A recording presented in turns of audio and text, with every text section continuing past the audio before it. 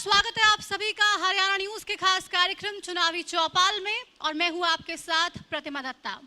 लोकसभा चुनावों को लेकर तमाम पार्टियां तैयार हैं और हर पार्टी अपनी जीत के लिए दावा ठोक रही है, लेकिन किस पार्टी के कैंडिडेट में कितना है दम, कौन जीतेगा कौन हारेगा, चुनावी चौपाल के जरिए हमारी कोशिश ये है कि हम जाएं हरियाणा के अलग अलग लोकसभा क्षेत्र में, वहां से जिन सिटिंग एमपीज को टिकट मिला, एक बार फिर से पार्टी ने जिन पर भरोसा जताया है उनके पास जाकर उनके जनता के बीच में ये सवाल पूछे जाएं कि आपने पहले जो वादे किए थे उनमें से कितने अब पूरे किए हैं, और जो वादे नहीं पूरे कर पाए उनका रीजन आखिर क्या है।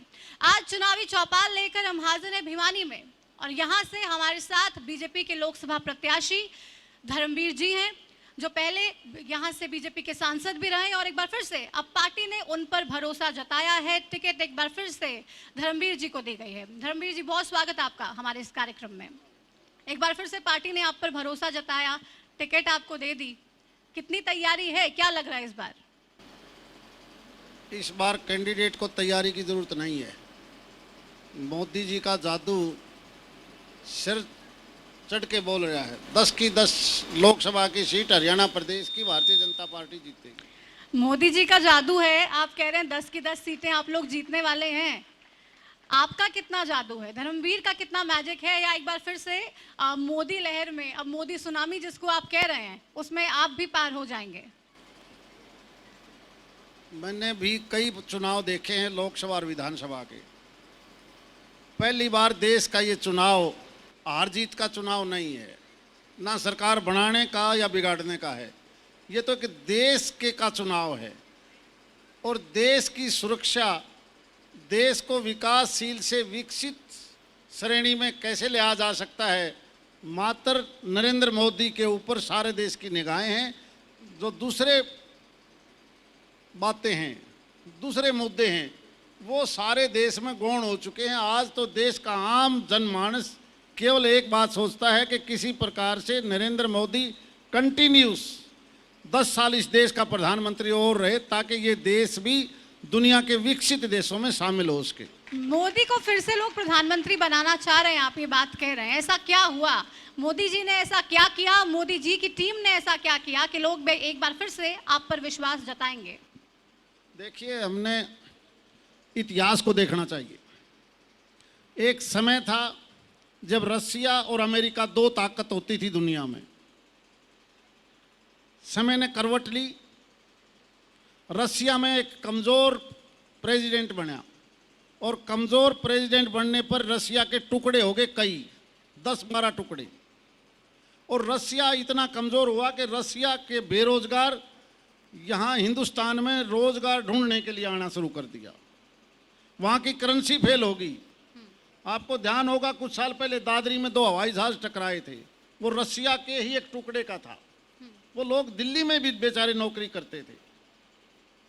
और जब दोबारा से पुतिन राष्ट्रपति बना, आज वही पुतिन की वजह से रसिया दोबारा अमेरिका के बराबर में आके खड़ा हो गया।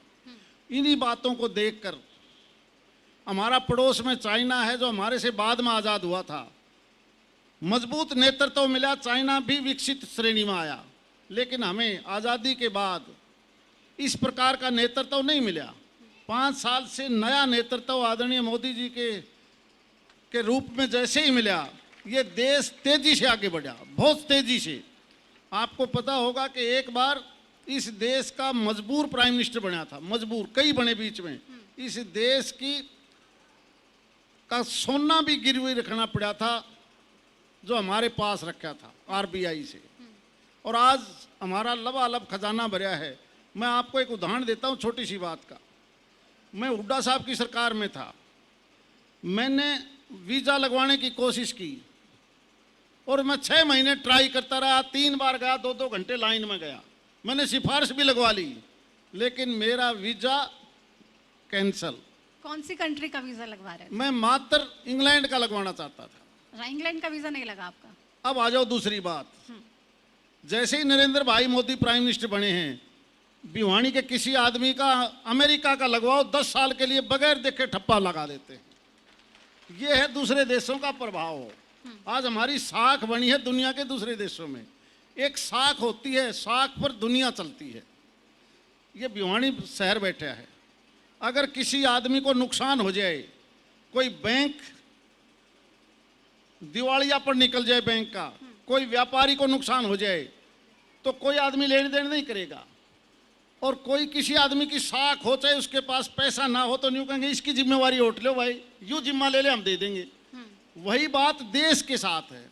जिस देश का नेतृत्व मजबूत होगा तो आपको सब कुछ मिलेगा, ठीक है। और जिस देश का नेतृत्व कमजोर होगा आप कहीं के नहीं रहेंगे। आप मजबूत नेतृत्व देश को देने की बात कर रहे हैं, लेकिन आरोप आप लोगों पर लगता है कि आप सेना के नाम पे वोट मांगते हैं, आप देश को बांटने के लिए, आपके खिलाफ कोई बोलता है तो आप उसको देशद्रोही कह देते हैं, ऐसा क्यों? देखिए, ऐसा है, 5 साल पहले जब ये सरकार बनी, इस देश का बजट कितना था?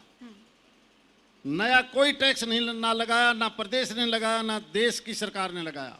मैं डिफेंस की कमेटी में हूँ पिछले 5 साल से। जो बजट डिफेंस का था उससे दुगना बजट आज है। हम हवाई जहाज, लड़ाकू जहाज, डिफेंस के हथियार, एक्स सर्विसमैन की पेंशन, सब कुछ देते हैं फौज को। यही फौज थी जो डिमोरलाइज थी।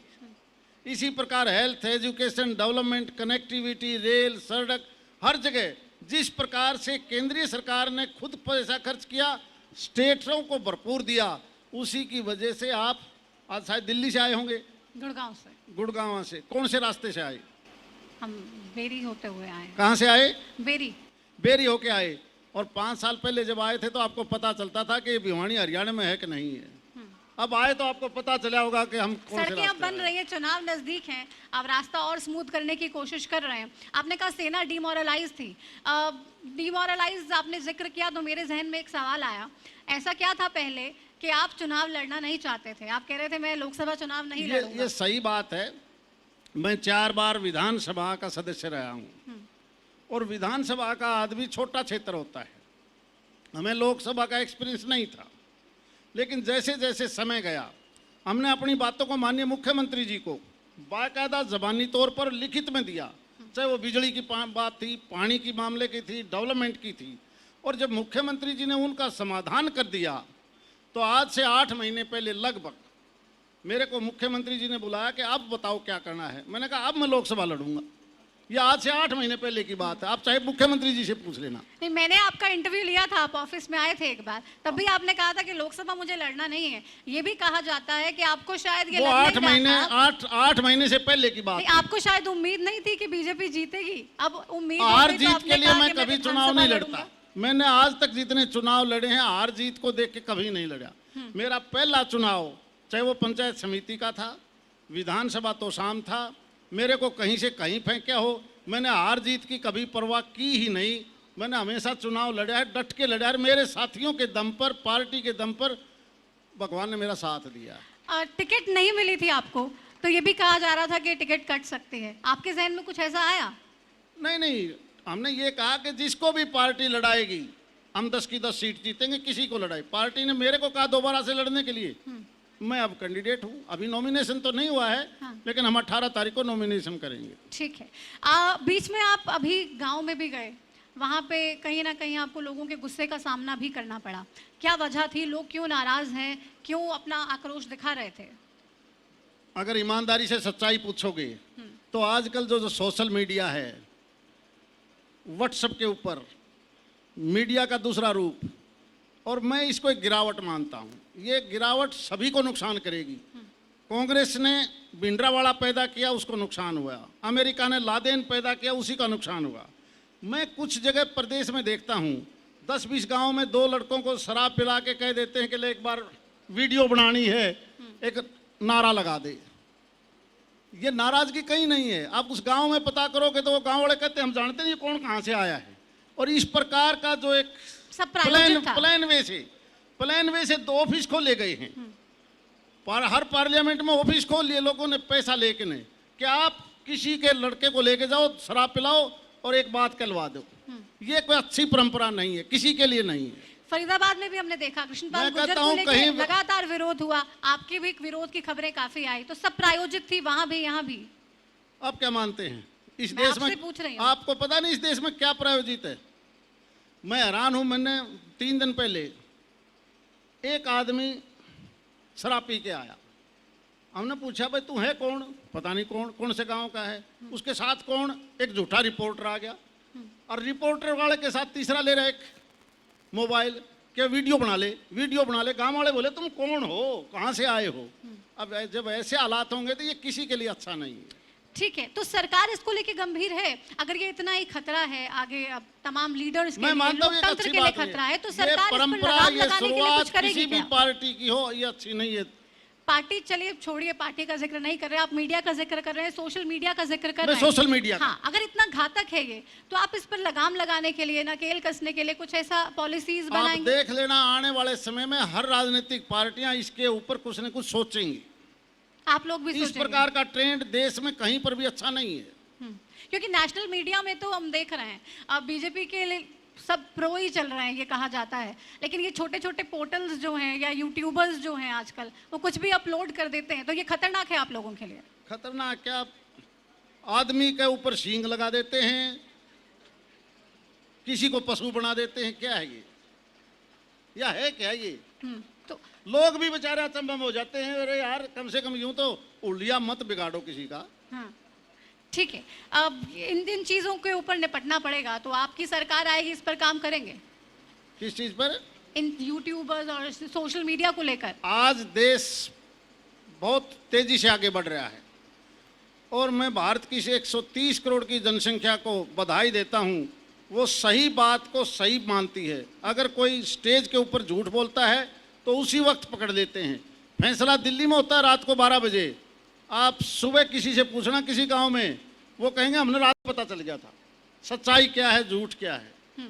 हिंदुस्तान का मतदाता मैं मान के चलता हूं लीडरों से भी ज्यादा समझदार है। ठीक है, मतदाता समझदार तो है, और ये समझदार मतदाता ये पूछ रहा है आपसे कि आपने 5 साल में क्या काम किया है, जिसको जहन में रखते हुए एक बार फिर से वो आपको वोट देगा, या आप भी मोदी जी के सहारे कैंपेन में जाएंगे और उनके नाम पर ही वोट मांगेंगे?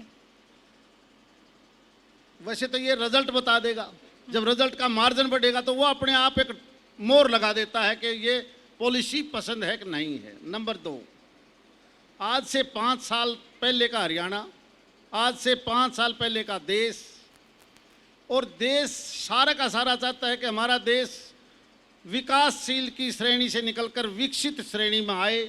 और विकसित श्रेणी का मतलब है कि हर प्रकार की डेवलपमेंट, बिजली की, पानी की, सड़क की, हेल्थ की, एजुकेशन की, जितनी भारत सरकार की योजनाएं हैं वो एक एक करके लोगों के जहन में बैठ रही हैं, एक एक करके, चाहे वो किसान है, मजदूर है, कर्मचारी है, आम डेवलपमेंट है।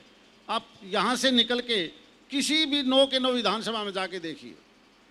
मुझे याद है जब मैं हुड्डा साहब की सरकार में था, मैं एक शादी में महेंद्रगढ़ से आया, नारनौल से महेंद्रगढ़, उस वक्त मैं भी सरकार में था।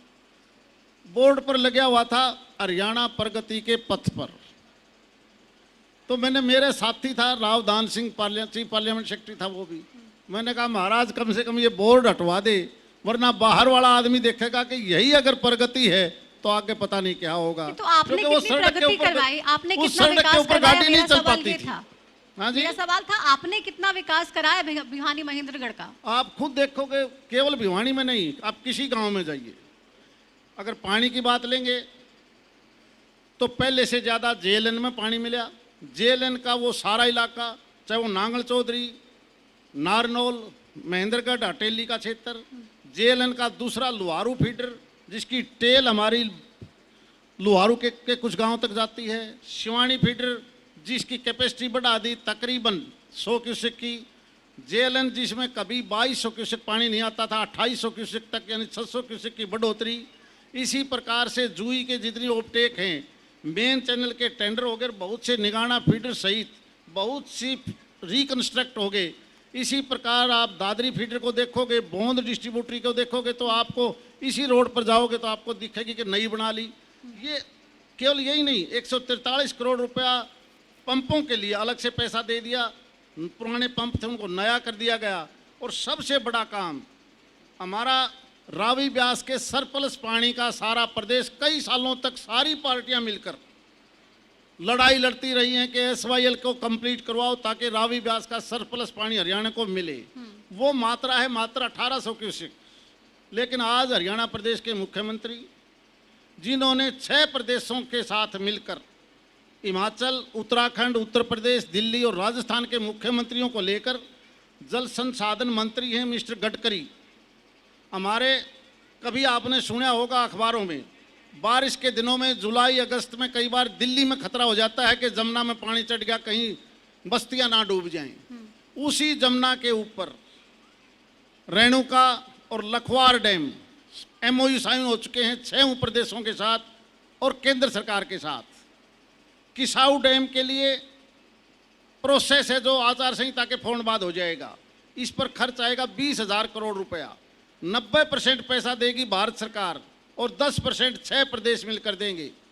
किसी का कोई झगड़ा नहीं जमुना पर, और उससे लगभग 1800 क्यूसेक की बजाय 2300 क्यूसेक पानी अकेला हरियाणा प्रदेश को मिलेगा। ना झगड़ा, ना डिमांड, ना कुछ और। इस प्रकार की सोच लेकर जब सरकारें चलती हैं तो लोगों का विश्वास जम जाता है। केवल यही नहीं, अब नेशनल हाईवे देख लीजिए। पहले एक नेशनल हाईवे था, आज 7 नेशनल हाईवे इसी लोकसभा क्षेत्र में है। आप अगर देखोगे नांगल चौधरी में लॉजिस्टिक हब इतना बड़ा, दिल्ली बॉम्बे कॉरिडोर जो रेलवे लाइन पर है, वहाँ बम्बई से गुजरात पोर्ट से लगभग 20,000 ट्रक डेली आता है उत्तरी और पश्चिमी भारत के लिए, और वो सारा सामान थ्रू रेलवे कॉरिडोर उसको डंप करेंगे हम नांगल चौधरी के पास, जिसकी ज़मीन हमने ले ली, काम शुरू है। और वहीं से वो सामान ट्रकों के माध्यम से part of Rajasthan, J&K, Punjab, Haryana, Himachal Pradesh, Uttarakhand और पार्ट ऑफ उत्तर प्रदेश, वहीं से व्यापार चलेगा सारा। हमारे वहाँ के बाद दादरी जो उत्तर प्रदेश में है, वहाँ पर ये दूसरा कॉरिडोर का स्टॉपेज है। इससे पहले केवल नांगल चौधरी के अंदर वो हमारा बड़ा हब बनने जा रहा है। इसके अलावा खुडाना में नई IMT, वरना IMT तो पिछली सरकारें या तो गुड़गांव में या रोहतक में वहाँ बनाती थी। ऐसे क्षेत्र में मैंने कभी IMT नहीं सुनी थी। अभी 3 महीने पहले खुडाना में माननीय मुख्यमंत्री जी ने IMT की नींव रखी है, ताकि यहाँ जो भी इस प्रकार की इंडस्ट्री, एग्रीकल्चर बेस्ड यूनिवर्सिटी जब यहाँ डेवलप होंगी तो लोगों को रोजगार मिलेगा। एक अकेली ये बात नहीं, आप रेलवे के बारे में देखोगे कितनी नई रेलवे चलाई हैं, कितनी रेल नई, जहाँ इलेक्ट्रिफिकेशन की बात थी, सिंगल की डबल करने की बात थी, मीटर गेज से ब्रॉड गेज करने का मामला था। सभी रेलवे स्टेशन आप महेंद्रगढ़ में जाइए, लुहारू में जाइए, सतनाली में जाइए, नारनौल में जाइए, जहाँ भी आप देखोगे, इवन मानेरू में और दादरी में जाओगे तो आपको रेलवे स्टेशन का सुधार नजर आएगा। हर जगह आपको दिखेगा कि काम चल रहा है। इस प्रकार के काम पहले भी हो सकते थे। इतनी ज़्यादा ट्रेन इन 5 सालों में, कोई हरिद्वार के नाम पर, कोई जम्मू तवी के नाम पर, कोई कहीं से, पहले भी तो चलाई जा सकती थी। लेकिन इस सरकार ने हर सेक्टर में काम किया है, इसीलिए लोगों का विश्वास जमा है। तो यही कमी रह गई पिछली सरकारों में, जो काम नहीं किया उन्होंने, कुछ डिलीवर नहीं कर पाए। काम नहीं हुआ, इसीलिए ये लोग लाखों के मार्जिन से 10 की 10 सीट भारतीय जनता पार्टी को जिताएंगे। पूरी गारंटी है 10 जितवा देंगे। अब रिजल्ट आएगा तब मैं जरूर आपको याद करूंगा। ठीक है। आपने भिवानी महेंद्रगढ़ के लोगों के लिए लोकसभा में कितने सवाल पूछे, इनके जनहित के कितने मुद्दे उठाए? मेरी एक आदत है, कहो तो मैं वीडियो भेज देता हूँ। मैंने किसान की बात हो, हर मामले में, जैसे मेरे अपने सुझाव सवालों के माध्यम से 0 आवर में, कि किसान के को मजबूत बनाने के लिए जिस प्रकार प्रधानमंत्री जी चाहते हैं कि आप जो MSP है वो न केवल गेहूं, चना, बाजरा, जीरी के ऊपर आप टमाटर है, आलू है, प्याज है, इनके बारे में भी मैं आपको वीडियो दिखाऊंगा। मैंने हर बार कहा है कि आप MSP लागू कीजिए। FCI के माध्यम से हम 500 रुपये प्रति क्विंटल पर ईयर खर्च करते हैं 1 साल का लोडिंग, अनलोडिंग और रख रखाव के लिए। और हमने वहाँ पर भी ये कहा कि किसान को ही क्यों नहीं हम 500 के बजाय 400 रुपये क्विंटल दे दें, वो रख रखाव ठीक रखेगा, गेहूं को खराब नहीं होने देगा, जब जरूरत पड़ेगी उठा सकते हो। केवल ये एक बात नहीं, हमने हर से मामले में, चाहे वो बिजली का मामला था और बिजली की बात उठाई तो माननीय मुख्यमंत्री जी ने हमारी उस बिजली की बात को मान्या कि जो रेट अनाप शनाप हैं इनका इस प्रकार से सिस्टम बनाइए कि 200 यूनिट, पहले 50 यूनिट का रेट हाई था, 100 यूनिट, 200 यूनिट, 300 यूनिट का 5 रुपये 6 रुपये तक का रेट था। और हमारे सुझाव पर, लोगों के सुझाव पर माननीय मुख्यमंत्री जी ने 200 यूनिट केवल 2.5 रुपये यूनिट के हिसाब से वो रेट तय किया। और 3600 करोड़ रुपए जो बिल थे ज़्यादा, मात्र 7% पैसा लेके बट्टे खाते में डाल दिया। यानी हमने एक भी चीज़ ऐसी नहीं छोड़ी जिसका सवाल ना उठाया हो। किसानों को सशक्त करने से हरियाणा को क्या फायदा होगा? ये प्रदेश ही किसानों का है। अगर हम किसान को भी सशक्त नहीं करेंगे तो अब पाकिस्तान को सशक्त करेंगे हम। कर्ज माफी कांग्रेस कह रही है हम किसानों की कर देंगे हम सत्ता में आए तो। आप भी तमाम वादे कर रहे हैं किसानों से। किसान किसके साथ जाएंगे प्रदेश के? किस मामले में? सरकार चुनने के मामले में। अरे मैं कहता हूँ, क्या किसान, क्या मजदूर, क्या कर्मचारी, क्या व्यापारी, हर वर्ग का मेजोरिटी का वोट पहली दफा माननीय मोदी जी को मिलने जा रहा है। आप किसी गांव में जाके पता करिए, पहली दफा आंख मीच के कैंडिडेट कोई भी हो, वोट केवल बीजेपी को, ओनली फॉर मोदी। तो मतलब कैंडिडेट का मैजिक कहीं नहीं है, मोदी मैजिक हर जगह है। मैंने बताया ना 10 चुनाव तो मैं लड़ दिया, मैंने आज तक इतनी हवा कभी नहीं देखी। तो पिछले सरकारों में आप सबसे बुरी बात क्या देखते थे? आप मोदी जी की इतने तारीफ कर रहे हैं तो पिछले में कुछ खामियां भी रही होंगी जिनको शायद वो सुधारें तो अच्छा हो। क्या सुझाव देंगे आप उन्हें? मेरे सुझाव देने की जरूरत नहीं। विपक्ष के एक लीडर ने एक मैनिफेस्टो जारी किया है और वो कहता है मैंने पूरे 1 साल में 100 विशेषज्ञों की सलाह से ये मैनिफेस्टो बनाया है।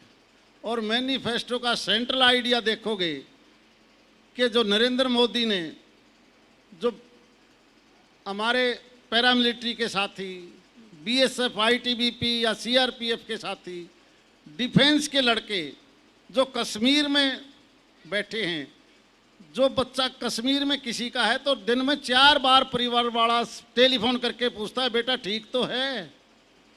और मोदी जी ने केवल एक ही बात का निर्णय लिया कि किसी अधिकारी से पूछने की जरूरत नहीं है, मेरे से पूछने की जरूरत नहीं। अगर तुम्हारे सामने कोई आतंकवादी या इस प्रकार का है तो सीधा एक्शन लो, फ्री हैंड। और ये क्या कहता है कि अगर मेरी सरकार बनी तो वो वापस ले लूंगा। इसी प्रकार देशद्रोह वाली बात, पार्लियामेंट के ऊपर अटैक हुए, हमारे सुरक्षा के जवान मारे गए। शुक्र है कि कोई सांसद इस चपेट में नहीं आया। बंबई के ब्लास्ट में 250-300 आदमी मरे। कितनी बार इस प्रकार की दुर्घटनाएं हुई। और अगर उनके ऊपर से भी आप देशद्रोह का धारा हटाने की बात करते हैं तो इससे ज्यादा बुरी बात क्या होगी? सवाल आपके घोषणा पत्र पे इसलिए भी है। मैं ये कहता हूं कि हम देखने की जरूरत नहीं, कांग्रेस का केवल मैनिफेस्टो पढ़ लो, उसी से काम चल जाएगा। आपके मैनिफेस्टो पे भी लोग सवाल उठा रहे हैं। पिछली बार आप कह रहे थे राम मंदिर वहीं बनाएंगे, अब कह रहे हैं राम मंदिर बनाने की हर संभावना को तलाशा जाएगा। अब 5 बरस में इतना क्या फर्क आ गया कि आपको अब संभावनाएं तलाशनी पड़ेंगी? पहले तो आप बहुत श्योर थे। मुझे वहां का तो पता नहीं, यहाँ तो हर घर में राम मंदिर है, हर घर में राम मंदिर है। 370 हटाने का वादा भी कर रहे मैं थे। कहता हूँ हर घर में है। घोषणा सुबह उठते ही हे राम हे राम, पानी गिराएंगे ठंडा तो भी हे राम, हर आदमी करता है। मतलब यही राम मंदिर बन गया, ऐसे ही बन गया? नहीं, हमारी आस्था है। तो क्या ये लोगों की आस्था के साथ खिलवाड़ नहीं है? हिंदुस्तान का आदमी धार्मिक है और वो पूजा करता है। सुबह उठते ही सबसे पहले पूजा पाठ करता है। तो वही तो वो पूछ रहे हैं कि क्या ये लोगों की आस्था के साथ खिलवाड़ नहीं है? आप पहले कहते रहे कि राम मंदिर वहीं बनाएंगे, अब कह रहे हैं हम संभावनाएं तलाशेंगे। आप लगातार कहते रहे 370 हटा देंगे, अब आप कह रहे हैं कि फिर से हम अगर सत्ता में आए तो 370 हटाएंगे। पुलवामा के बाद सब पार्टीज ने कहा, पुलवामा के बाद सब पार्टीज ने कहा कि हम साथ हैं। आप 370 हटाना चाहते हैं, आप हटाइए, हम साथ में आएंगे, आप स्पेशल सेशन बुलाइए। लेकिन तब भी आप लोगों ने नहीं किया। वो आज से 1000 साल पहले ये देश पुरानी संस्कृति और धार्मिक देश था। बाहर से कुछ आक्रमणकारी आए, इस देश की उस संस्कृति को खराब कर दिया। क्या आज फिर आप दोबारा सोचते हो कि आप राम का नाम नहीं लोगे, आप श्याम जी के दर्शन नहीं करोगे? क्या ये सोचते हो? इस प्रकार की अगर व्यवस्था देश में होगी तो ये देश गुलामी से भी ज्यादा खराब हो जाएगा। नहीं, देश नहीं सोच रहा है कि राम हमारा का नाम देश नहीं धार्मिक लेंगे, है। कृष्ण का जो नाम नहीं जो लेंगे। जिस चीज की पूजा करता है वो पूजा करे, ये हमने पूजा कर रहे तभी तो वो कह रहे हैं राम मंदिर कब बनाओगे आप? राम मंदिर बनाने के लिए देश का एक एक आदमी मान के चलता है कि राम मंदिर यही बनना चाहिए, बनेगा। नंबर 2, जो इसका विरोध करते हैं उन्होंने सोचना चाहिए कि ऐसी भाषा क्यों यूज करते हैं। ठीक है, हम यहाँ की बात कर लेते हैं क्योंकि चुनाव है। अब आपके ऑपोजिशन में भी जो कैंडिडेट उतरेगा उनका ऐलान हो गया है। श्रुति चौधरी से कितना कंपटीशन देख रहे हैं आप? देखो, वो भी हमारी बेटी है, अच्छी बात है, चुनाव लड़े और लड़ना चाहिए। लेकिन मैं पहली बार 2 चीजें देख रहा हूं इस चुनाव में, क्योंकि पिछले चुनाव में लोकदल दूसरे नंबर पर था, कांग्रेस तीसरे नंबर पर थी। लोकदल की अगर हम बात करें तो वो तो ABC पता ही नहीं कितने टुकड़ों में बट गया है, तो बहुत बुरी बात ये, लेकिन उनका कहीं अस्तित्व हमें नजर आया नहीं और पारिवारिक झगड़े के कारण ही उनको नुकसान हुआ है। जहां तक तीसरे नंबर वाली कांग्रेस की बात है, इस कांग्रेस के बारे में 1977 में जब कांग्रेस हारी तो भी इतनी बुरी पोजीशन नहीं आई थी जितनी आज आई है। और वो आपको बता देता हूं मैं, प्रदेश में 10 लोकसभा की सीट हैं।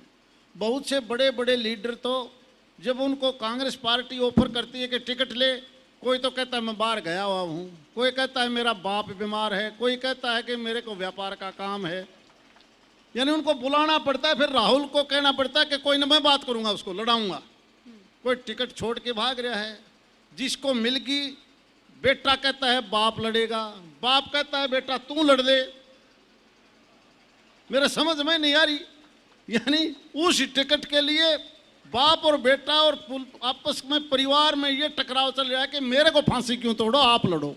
आपने चौटाला परिवार के टूटने का जिक्र किया। जींद बाई इलेक्शन में हमने देखा उसका खामियाजा सबसे ज्यादा INLD को भुगतना पड़ा। INLD कहीं देखने को नहीं मिल रही है, लेकिन जननायक जनता पार्टी समर्थित उम्मीदवार दिग्विजय चौटाला अच्छी वोट्स लेकर आए। अब वो भी यहाँ पर चर्चाएं हैं कि आपके सामने एक और बेटी को लड़वाने वाले हैं, तो 2 बेटियां आपके सामने लड़ेंगी। क्या लग रहा है, कोई टक्कर देने के लिए होगा या आप मुझे जो लगता है इस प्रदेश की जनता समझ चुकी है। ये जो दूसरी पार्टियां हैं उनका एकमात्र मिशन चुनाव जीतना नहीं है, एक ही मिशन है कि वोट कैसे, कौन कैंडिडेट कितने काट सकता है। कि बीजेपी का कोई वोट 1000 कहां से कटेगा, 2000 कहां से कटेगा। ऐसे कैंडिडेट्स को प्रदेश की 10 की 10 लोकसभा सीटों में दूसरी पार्टियां मिलजुल कर सिर्फ इस कोशिश में हैं, लेकिन उस कोशिश का उनको फायदा नहीं मिलने वाला। यानी कि आप जीत रहे हैं, फिर से आपको लग रहा है कोई भी आ जाए सामने? मैं कहता हूं 10 की 10 सीट भारतीय जनता पार्टी अच्छे मार्जिन से जीतेगी। तो आपके कैंपेन में कौन कौन आने वाला है? आपके प्रचार के लिए कौन कौन पहुंचेगा? देखिए, मैंने पहले भी बताया कि मैंने 10 चुनाव लड़े हैं और मैं हर रोज 40-39 गांव निकाल के आता हूं। आज भी मैं 39 गांव नारनौल विधानसभा के और साथ में पन्ना प्रमुख की मीटिंग में गया हूं। इससे पहले मैंने 37 कभी 38, मात्र 1, 2, 3, 4, 5 दिन में मैंने तकरीबन 190 गांव में गया हूं। पार्टी का वोट है, अभी तक हमने ये नहीं सोचा कि कौन आएगा, कौन जाएगा, कौन किसको बुलाना है। मतलब आप ही मैं स्टार अपना काम कर रहा प्रचारक हूं, मैं तो अपने हैं। गांव अभी में तक तो स्टार प्रचारक आप ही हैं। स्टार प्रचारक आप ही हैं अभी तक तो। नहीं, स्टार प्रचारक नहीं, पार्टी के कामों को देखते हुए वोटर अपने आप वोट दे रहा है। हमने तो केवल शक्ल दिखानी है कि भाई मैं आया हूं। ठीक है, तो मतलब कैंडिडेट कोई भी हो वो अपने आप बीजेपी को तो वोट देंगे। मेरी बजाय कोई भी कैंडिडेट होता तो भी बड़ा मार्जिन होता। ठीक है, बहुत से लोग बैठे हैं, आप कह रहे हैं वोटर हमारे साथ हैं, वोटर हमें वोट देंगे ही चाहे कैंडिडेट कोई भी हो, लेकिन मोदी जी को वोट डेफिनेटली वो देने वाले हैं। मेरे सहयोगी जितेंद्र हैं यहाँ पे। आप सब अगर कोई सवाल पूछना चाहते हैं धर्मवीर जी से तो हाथ उठा सकते हैं, मेरी टीम वहाँ पे है और आपका सवाल और जवाब होगा धर्मवीर जी का। कोई भी आप सब में से कोई भी अगर सवाल पूछना चाहता है। यहाँ बहुत सी महिलाएं बैठी हैं, मैं चाहूंगी आप भी कुछ सवाल अगर आपके जहन में है तो जरूर पूछिए, लेकिन सबसे पहले इनका सवाल लेते हैं। हमें लगता है कि अब की बार धर्मवीर जी पहले से 2 वोटों से जीतेंगे। क्या धर्मवीर जी ये ठीक बात है? मैं ये मानता हूं वोटर जो इस क्षेत्र का वोटर है उसके हौसले के को देखते हुए मैं मानकर चलता हूं डबल से कहीं ना कहीं ज्यादा वोट आएंगे। डबल से ज्यादा वोट लेने का दावा कर रहे हैं धर्मवीर जी। आप सब डबल मार्जिन, डबल मार्जिन से ज्यादा आपको लग रहा है कि वाकई ऐसा होने वाला है? सारे आपके बैठे हैं, लग रहा है यहाँ पे कोई दूसरी पार्टी वाला है नहीं। सारे यहाँ नहीं, आप सारे हिंदुस्तान और हरियाणा प्रदेश में जाओगे तो सारे ही राष्ट्र भगत मिलेंगे। और किसी का कोई सवाल? ठीक है, आप अपना मोदी प्रेम वोटिंग में जरूर दिखाइएगा। आप जिसको वोट देना चाहते हैं उसको वोट देकर अपने प्यार का इजहार वहां पे कर दीजिए। किसकी सरकार बनाना चाहते हैं, किसको सांसद बनाना चाहते हैं। फिलहाल यहाँ पे अगर कोई और सवाल पूछना चाहता है। चिकित्सा, सुरक्षा और शिक्षा, तीन जो हैं देश की डेवलपमेंट के रिफ्लेक्शन होते हैं और तीनों ही फ्रंट पर मोदी सरकार ने इसके ऊपर काम किया है। गरीबों को चिकित्सा दी है फ्री के अंदर, शिक्षा के अंदर भी काफ़ी विकास हुआ है, सुरक्षा हमने देखी है अभी पुलवामा अटैक के बाद उन्होंने पाकिस्तान को मजा चखाया है। तो इसलिए मुझे नहीं लगता कि कोई और काम बाकी रह गया है। तो इसलिए हम नरेंद्र मोदी जी को और चौधरी धर्मवीर सिंह को अधिक से अधिक मार्जिन से जिताकर भेजेंगे। धन्यवाद। ठीक है, अब मैं सवाल की बात कर रही हूँ। अगर कोई सवाल हो आप लोगों का तो आप ज़रूर इस मंच से पूछ सकते हैं, नहीं तो मैं खुद सवाल जवाब का सिलसिला आगे बढ़ाती हूँ। वहाँ पीछे कुछ लोग हैं, वो सवाल पूछना चाहते हैं। प्लीज़ अपने सवाल पूछिएगा। आपके जहन में कोई सवाल है, आप पूछना चाहते हैं क्या काम हुआ, कैसे हुआ, आगे क्या होगा, तो उस संदर्भ में आप सवाल पूछ सकते हैं प्लीज़। मैं ये कह रहा कि भारत को हिंदू राष्ट्र बनाने के लिए आप क्या करेंगे? भारत को हिंदू राष्ट्र बनाने के लिए आप क्या करेंगे? क्या कर सकते नहीं नहीं, ये देश सभी समाजों का है। हमारी पार्टी का ये कभी भी ये नहीं रहा हम केवल हिंदू राष्ट्र बनाएंगे, ऐसा हमारी मान्यता नहीं है। ये देश सबका है, सबका देश है, लेकिन फिर क्यों कहा जाता है पूरे देश में अगर बात करें तो विरोधी भी ये बात कहते हैं और अल्पसंख्यक समाज की बात भी कर लें, वो लोग भी ये कहते हैं कि आप समाज को बांटने का काम कर रहे हैं, बांटने का काम कर रहे देखिए हैं। आप हिंदुस्तान में कहीं जाइए आपको गिरजाघर भी मिलेगा, मस्जिद भी मिलेंगी, गुरुद्वारा भी मिलेगा और मंदिर भी मिलेंगे।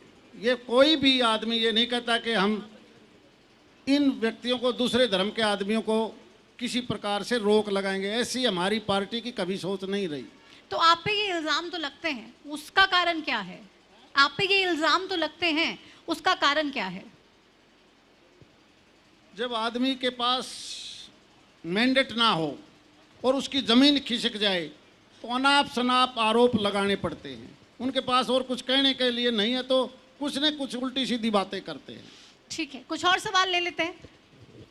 देखिए, हम तो एक राष्ट्रवाद के मुद्दे की बात करते हैं, बाकी लोग तो ये नेता लोग देखेंगे कि स्थानीय मुद्दे क्या हैं। हम सबसे बड़ी बात एक ही बात बोलते हैं कि पिछली सरकार में जब वहाँ मुंबई में हमला हुआ था, हमारे प्रधानमंत्री जी अमेरिका के पास गए थे, भाई हमारे पे हमला हो गया। और अब की बार देखा आपने, अमेरिका के राष्ट्रपति ने हमको कहा भाई हमला होने वाला, ध्यान रखना पाकिस्तान को। तो ये होती है इच्छा शक्ति। मिलिट्री तो लड़ती है। सवाल हमारा ये है कि पिछली सांसद महोदया ने संसद में कितने सवाल जवाब पूछे। हमारे माननीय संसद जी ने तो बहुत सारे सवाल पूछे हैं, बिजली के बिलों के बारे में पूछे, कई सवाल पूछे हैं, लेकिन पिछले सांसद ने क्या सवाल पूछे आप इनसे पूछिए। कोई सवाल नहीं। पिछले सांसद ने क्या सवाल पूछे वो उसका जवाब शायद नहीं दे पाएंगे। मैं देखो मुझे नहीं पता, लेकिन मैंने जितने सवाल पूछे मैं मेरी वीडियो दे देता हूं कि मैंने ये पूछे। आपके जो भी सवाल हो, आप धर्मवीर जी से रिलेटेड वो सवाल पूछे तो ज्यादा बेटर रहेगा। कुछ महिलाएं हैं, आप कुछ पूछना चाहती हैं प्लीज? मेरा प्रश्न श्री धर्मवीर जी से ये है कि हम मोदी जी को बिल्कुल सत्य मानते हैं, मगर राहुल गांधी बार बार राफेल का जो जिक्र करते हैं, उन्होंने हमारे जो राफेल से संबंधित जो समझौता किया, गवर्नमेंट ऑफ इंडिया की HAL को छोड़ करके उस अनिल मोदी को, अनिल अंबानी को दिया, वो बिल्कुल गलत है और इसके बारे में हम आपका स्पष्टीकरण चाहते हैं। देखिए वैसे तो क्योंकि ये एक सुप्रीम कोर्ट में पेंडिंग है, क्योंकि राहुल जी ने कोई ऐसी बातें कह दी जिसके बाद कंटेम्प्ट बन गई राहुल गांधी के ऊपर। उन्होंने शायद 1-2 दिन पहले ही ऐसी बात कह दी, इसलिए उसके बारे में हम ज़्यादा विचार बातें ना करें तो अच्छा है। क्योंकि राहुल गांधी ने जो झूठे आरोप लगाए, मेरी रिपोर्ट ये है कि सुप्रीम कोर्ट ने उसको नोटिस दे दिया। तो आप मैं भी चौकीदार कैंपेन चला रहे हैं। राहुल गांधी लगातार ये कह रहे हैं कि चौकीदार चोर है। सत्य क्या है, झूठ क्या है, लोगों के जहन में ये सवाल जरूर जिस उठ दिन रहा है इस हर कैंपेन के आदमी बाद। अपने आप में चौकीदार बन जाएगा, कहीं भी चोरी नहीं होगी। चाहे वो पुलिस का सिपाही है, थानेदार है, तहसीलदार है, मुख्यमंत्री, एमएलए, एमपी, सरपंच, काउंसलर, हर आदमी अगर चौकीदार बन के चौकीदारी करेगा तो ये मान के चलो दोबारा से हिंदुस्तान वही 1000 साल पहले का सोने की चिड़िया बन जाएगा। पिछली बार मोदी जी चाय वाले थे, चाय वाले के नाम पे वोट मांग रहे थे, अब चौकीदार में तब्दील हो गए हैं। इतना ट्रांसफॉर्मेशन कैसे आ गया? मुझे केवल चौकीदार का पता है। चौकीदारी अगर हम अपने घर की भी चौकीदारी करेंगे तो बच्चे भी ठीक लाइन पर आएंगे। चौकीदारी का मतलब है कि बच्चों से पूछना बेटा कहीं गलत तो नहीं गया। नहीं, चाय वाले से चौकीदार का ट्रांसफॉर्मेशन कैसे हुआ, ये सवाल पूछ रही थी मैं आपसे। क्या आप में से कितने आदमी बैठे हैं जो चाय नहीं पीते? लगभग सारे पीते हैं चाय। अगर मोदी जी ने चाय की बात कर ली तो क्या गलत है? अब चौकीदारी की बात करें ना, चाय वाले कह रहे हैं पहले तो हमारी बात मैं कर रहे थे, कहता अब हूं, कह रहे हैं कि मैं चौकीदार हूँ, चाय पहले पीने कहते थे मैं वाला चाय भी वाला हूँ। चाय पीने के बाद भी हर आदमी अपने घर में, अपने मोहल्ले में, अपनी संस्था में, अपने प्रदेश में पूर्ण रूप से चौकीदारी करेगा तभी हम आगे बढ़ेंगे। और कोई सवाल किसी का? प्लीज जल्दी जल्दी आप अपने एक दो सवाल पूछ लीजिए। नमस्कार जी, मेरा सवाल है, आने वाले 5 साल में भिवानी की प्रगति के लिए आपकी क्या सोच है? देखना, हमने तकरीबन इसी लोकसभा क्षेत्र में 7 के करीब नेशनल हाईवे मंजूर करवाए हैं कनेक्टिविटी के नाम पर। सोच के मुताबिक जब हमारा पानी रेणुका, किसाऊ और लखवार डैम जो जमुना के ऊपर बनेंगे, उस पानी मिलने के बाद हमारा यहाँ पर एग्रीकल्चर सेक्टर बढ़ेगा, इंडस्ट्री के तौर पर, क्योंकि हम दिल्ली के नज़दीक हैं। और जो ये नॉर्थ साउथ कॉरिडोर है, खासकर बम्बई दिल्ली कॉरिडोर, और उसके बाद ये दिल्ली कलकत्ता कॉरिडोर है रेलवे का, और इसी से कनेक्ट करके हमने न केवल रेलवे को बल्कि रोड कनेक्टिविटी देने की कोशिश की है। मुझे लगता है कि उसके बाद इस क्षेत्र में भी इंडस्ट्री डेवलप होंगी। ठीक है, ये रोजगार को लेकर क्या करने वाले हैं आप, क्योंकि ये सही आजकल बात है कि बेरोजगारी एक बड़ा मुद्दा है। रोजगार बहुत बड़ी समस्या है देश की, और रोजगार उत्पन्न करने के लिए हमने इंडस्ट्री, बड़ी इंडस्ट्री भी और छोटे उद्योग भी, सबके ऊपर ध्यान देना पड़ेगा ताकि छोटे छोटे उद्योगों से भी लोगों को धंधा मिले। और इसीलिए हम एग्रीकल्चर सेक्टर को आगे बढ़ाना चाहते हैं ताकि वहाँ पर भी रोजगार उपलब्ध हों। हर सेक्टर के जब तक रोजगार नहीं उपलब्ध होंगे तो आने वाले समय में बेरोजगारी एक ऐसी समस्या है जो किसी भी देश के लिए खतरनाक तो है। यहाँ कितनी इंडस्ट्रीज लगवाने वाले हैं आप? हाँ जी, यहाँ कितनी इंडस्ट्रीज लेके आएंगे आप?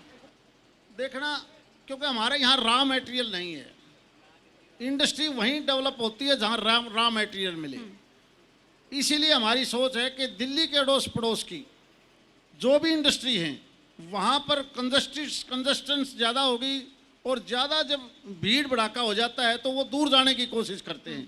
सोच केवल हमारी है कि आने वाले 5 साल में हम कनेक्टिविटी दिल्ली से ज़्यादा बढ़ाएं ताकि वहाँ के लोग इधर इंडस्ट्री लगा सकें। तो उसका फायदा यहाँ के लोगों को आप देना चाहते हैं। अब जल्दी से एक दो सवाल और। मेरा ये है, भिवानी के जो नौजवान साथी हैं उनके लिए आपने क्या सोचा, और भिवानी की जो लुहारू भिवानी की जो लाइन है उसके बारे में क्या सोचा? बहुत सालों से 2200 के करीब रेलवे के लिए नई लाइनों की सर्वे हो चुकी हैं। अगर वो सारी लाइन बने तो 2200 साल लगेंगे।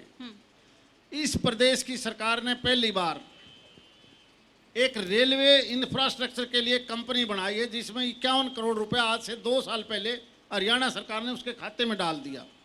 और नई पॉलिसी के मुताबिक आधा पैसा रेलवे विभाग और आधा पैसा वो कंपनी अपना लोन लेके 6 रेलवे लाइन जो मंजूर हुई हैं उन पर काम करेगी। भिवानी लुहारू, दादरी झज्जर फरूखनगर, एक पानीपत की छोटी सी है पानीपत, और एक यमुनानगर के पास है। बड़ी रेलवे लाइन ये 2 हैं, दोनों के लिए कंपनी बन चुकी है। उस कंपनी के खाते में पैसा डाल दिया। अब ये अंडर प्रोसेस है कि आधा पैसा रेलवे विभाग लगाएगा, आधा पैसा वो कितने कंपनी। समय में हो जाएगा ये काम? मुझे लगता है कि ये जो 5 साल आएंगे उसमें हमारा ये काम अच्छी जोरों से शुरू हो जाना चाहिए। ठीक है। सर, एक एजुकेशन के मामले में एक क्वेश्चन उठ के आ रहे हैं। अभी हरियाणा में स्कूलों के कैंपेन्स चल रहे हैं, पर उसका कोई डेडली सोल्यूशन नहीं निकल के आ रहा है। पेरेंट्स परेशान है, बच्चों की फीस स्कूल नाजायज़ तरीके से दूसरे ढंग से किसी एडमिशन के नाम से, किसी एक्टिविटी चार्जेस के नाम से डाल रहे हैं। इसके क्या सोल्यूशन आप कर रहे हैं सर? ये ठीक बात है कि एजुकेशन एकमात्र किसी प्रदेश और देश के लिए अगर आगे बढ़ना है तो शिक्षा एक ऐसा माध्यम है जिससे हम आगे बढ़ सकते हैं। और शिक्षा के क्षेत्र में जहाँ सरकारी स्कूल, सरकारी कॉलेज, इससे भी ज़्यादा योगदान प्राइवेट सेक्टर के लोगों का भी है। प्राइवेट संस्थाएं भी बहुत जगह, हर गांव-गांव में खुली हुई हैं। और बहुत से स्कूल और एकेडमी ऐसी भी हैं जो सरकारी स्कूलों से अच्छी एजुकेशन देते हैं। आप हैरान रहोगे, इसी एजुकेशन की वजह से ये जो नई पक्की नौकरियां प्रदेश में माननीय मनोहर लाल जी ने करी हैं, सारे हरियाणा में एक तरफ, और 1/4 नौकरियां भिवानी महेंद्रगढ़ पार्लियामेंट के क्षेत्र के लड़के लगे हैं। वो इसीलिए लगे हैं कि एजुकेशन पर ध्यान है हमारे इस क्षेत्र का। ये बात भी सही है कि बहुत से स्कूल कमर्शियल हो गए जिनके बारे में हर परिवार चिंतित है कि वो फीस के मामले में, दूसरे मामले में कहीं ना कहीं उन नॉर्म का ध्यान नहीं रखते। नहीं, सरकार काफ़ी बार कोशिश भी करती है प्राइवेट स्कूल्स को आंख दिखाने के लिए, उन्हें काबू करने के लिए, लेकिन वो सुनते नहीं है किसी की। देखो, ये सबके सामने झगड़ा है। कई प्राइवेट स्कूल ऐसे हैं जिनकी ज़मीन कम है, लेकिन वहाँ बच्चे पढ़ते हैं, गरीब भी बच्चों के, गरीब इलाकों में बच्चे पढ़ते हैं। सरकार ने सारी चीज़ सोचनी पड़ती है कि हम अचानक अगर ताला लगा देंगे तो वो बच्चे कहाँ जाएंगे। नहीं तो सरकारी स्कूलों के उत्थान के लिए क्या प्लान है आप लोगों के पास? आप प्राइवेट को तो आप बाद में काबू करें, लेकिन सरकारी जो स्कूल्स हैं उनकी व्यवस्था तो अच्छी होनी चाहिए। केंद्र और प्रदेश की अगर बात करेंगे तो हम हेल्थ और एजुकेशन में सबसे बड़ा पैसा खर्च करते हैं। माननीय मुख्यमंत्री जी ने देखोगे तो हर 20 किलोमीटर के दायरे में लड़कियों का कॉलेज पहली ऐसी सरकार है जहाँ हर जगह बनाए हैं। इस हमारे क्षेत्र में भी बहुत बने हैं। इसी प्रकार से एक समय कुछ ऐसा आया बीच में, शायद माननीय अर्जुन सिंह जी ह्यूमन रिसोर्सेज के मिनिस्टर होते थे देश में, उन्होंने ये टेक्निकल कॉलेज, इंजीनियरिंग कॉलेज, ये ऐसी दुकानें खोल दी कि वो सारी दुकानें फेल हो गई। कहीं पर भी आप जाके देखो, करोड़ों रुपया लगाया गया, वो स्टैंडर्ड था नहीं। यानी हर आदमी को डीम्ड यूनिवर्सिटी तक, ऐसी यूनिवर्सिटियों को परमिशन मिल गई और उसको रोक लगाना, कहीं ना कहीं वो जुडिशरी का सहारा ले लेते हैं।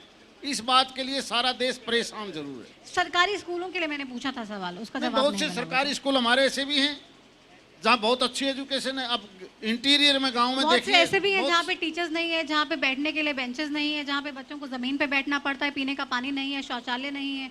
वैसे तो ये प्रदेश सरकार का मामला है, लेकिन इस प्रकार की शिकायतें आती हैं तो एजुकेशन डिपार्टमेंट उन पर एक्शन लेता है। आपने कहा कि लड़कियों के लिए आपने कॉलेजेस खोल दिए, लेकिन समस्या उनके सामने ये भी है कि कॉलेजेस तो हैं, बसें नहीं है, वो आएंगी और जाएंगी कैसे, कम्यूट कैसे करेंगे?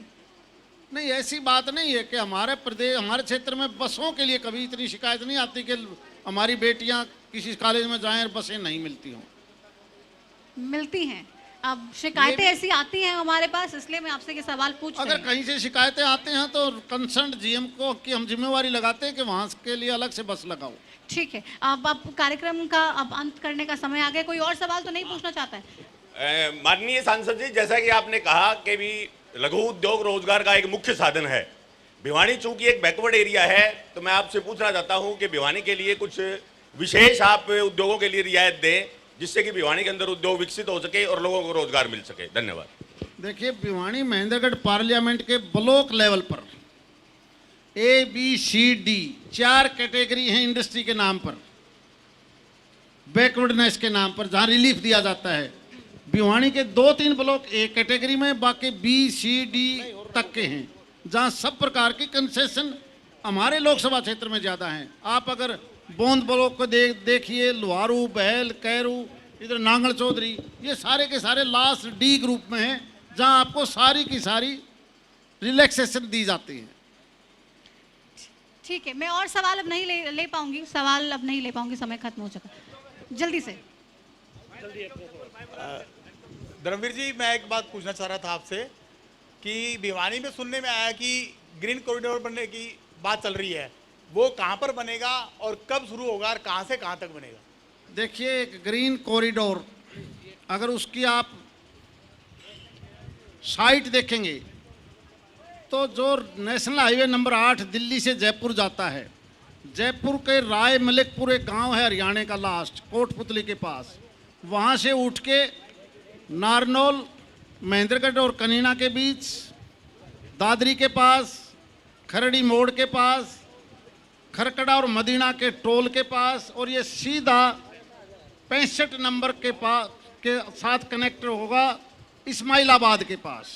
और ये रोड आगे चलकर जहाँ उत्तरी भारत को जोड़ता है वहीं वो अलवर से कनेक्ट हो जाएगा। 41 किलोमीटर जो लेंथ है बीच में, वो भी 4 लेन बनने के बाद जो दिल्ली बॉम्बे ग्रीन कॉरिडोर है जो अलवर को टच करेगा, ये उससे टच हो जाएगा, जिसके बाद चाहे वो बम्बई का रास्ता है या J&K तक का रास्ता है, वो बहुत कम समय में उसका फायदा मिलने वाला है।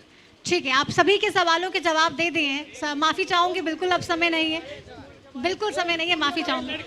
आखिरी सवाल आपसे मैं चलते चलते करना चाहूंगी। आप जीत का दावा तो ठोक रहे हैं, आप कह रहे हैं कि सामने चाहे 2 बेटियां भी आ जाएं कोई फर्क नहीं पड़ने वाला है, क्या वाकई है ऐसा? क्योंकि वो लोग भी अपनी जीत को लेके काफी सुनिश्चित हैं। अच्छी बात है, हर आदमी जो चुनाव लड़ता है, क्योंकि एक जीतेगा बाकी सभी हारेंगे, केवल एक को चिट्ठी मिलनी है। लेकिन मेरा अंदाजा ये है कि हरियाणा प्रदेश की 10 की 10 लोकसभा सीट बहुत अच्छे मार्जिन से भारतीय जनता पार्टी जीतेगी। अगर ऐसा ना हुआ तो? मुझे लगता नहीं ये होगा। अगर ऐसा ना हुआ तो, अगर आप 8 जीते, 7 जीते, 9 जीते, 10 नहीं जीते, तो आपको मतलब क्या समझेंगे कि दूसरों ने भी थोड़ी मेहनत की है? यही सारा देश कहता है कि अब सब कुछ मुमकिन है। सारा देश कहता है कोई नामुमकिन नहीं है। तो मोदी है तो आप कह रहे हैं इसलिए मोदी है तो मुमकिन है। चलिए हम देखते हैं कितना मुमकिन होगा। बहुत शुक्रिया हमारे इस कार्यक्रम में जुड़ने का। आप सभी का भी बहुत शुक्रिया, आप इस कार्यक्रम में पहुंचे और तमाम अपने सवाल भी पूछे आपने अपने लोकसभा प्रत्याशी से, और अपने जहन में जितनी भी बातें थी वो भी रखी। फिलहाल भिवानी से मेरे साथ इस खास पेशकश में इतना ही। वोट आपने देनी है, किस कैंडिडेट को देंगे, किन बातों का ध्यान रखेंगे, और कौन से ऐसे अनछुए पहलू रह गए जिन पर काम नहीं किया है अभी धर्मवीर जी ने, जिनको लेकर आप उनसे गुस्सा हैं। आप किसके पास जाते हैं? बीजेपी को समर्थन देंगे, कांग्रेस को समर्थन देंगे, किसी और पार्टी को समर्थन देंगे? ये सभी चीजें आपके ऊपर छोड़ते हैं। लेकिन फिलहाल बीजेपी के लोकसभा प्रत्याशी ये कह रहे हैं कि मैं जीत रहा हूं, जीत का दावा भर रहे हैं। अब कितना सच होता है ये रिजल्ट्स आने पर पता चलेगा, 23 मई को पता चलेगा। लेकिन आपसे अपील हरियाणा न्यूज की तरफ से एक बार फिर से मैं करूंगी कि वोट जरूर डालिएगा। मेरे साथ फिलहाल चुनावी चौपाल में इतना ही। एक बार फिर से हाजिर होंगे एक नए चेहरे के साथ, तब तक के लिए मुझे दीजिए इजाजत। नमस्कार।